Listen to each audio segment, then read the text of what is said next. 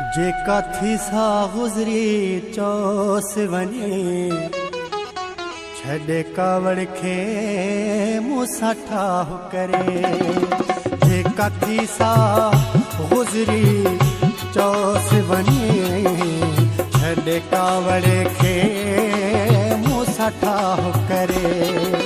दुख विछड़ण जो न सही सघंदो पंहिंजी नंढड़ी उमिरि न तबाह करे। जेका थी सा गुज़री चोस वञे छॾे कावड़ खे मूंसां ठाह करे।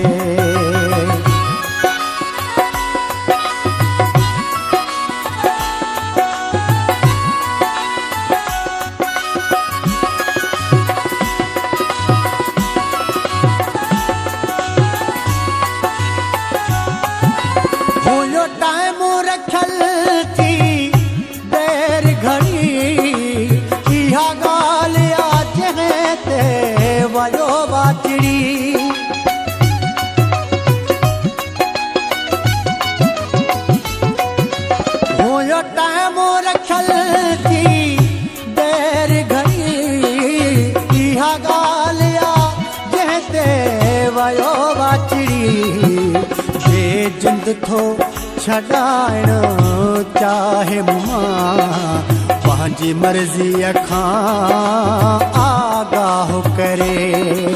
दुख विछड़ण जो न सही सघंदो पंहिंजी नंढड़ी उमिरि न तबाह करे।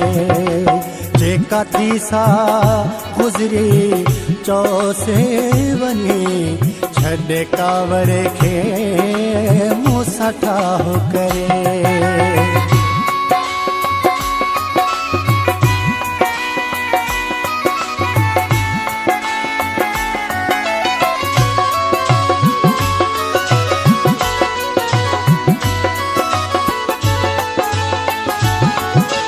मुंहिंजो ॿाहिर टाइम थी पास विधो हू घर में अकेलो दास थींदो।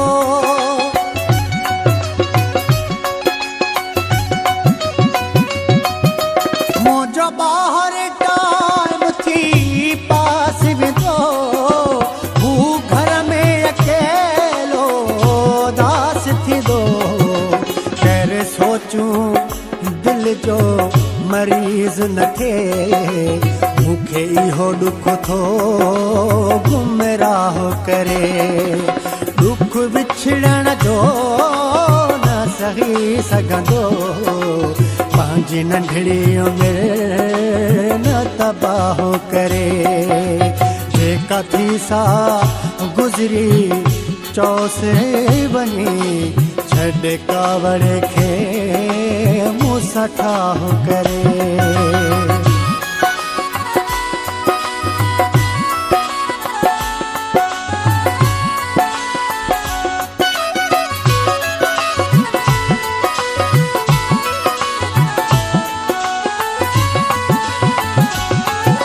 कंहिंखे दुख न मिले मुंहिंजे तरफ़ां मां ईअं रहंदो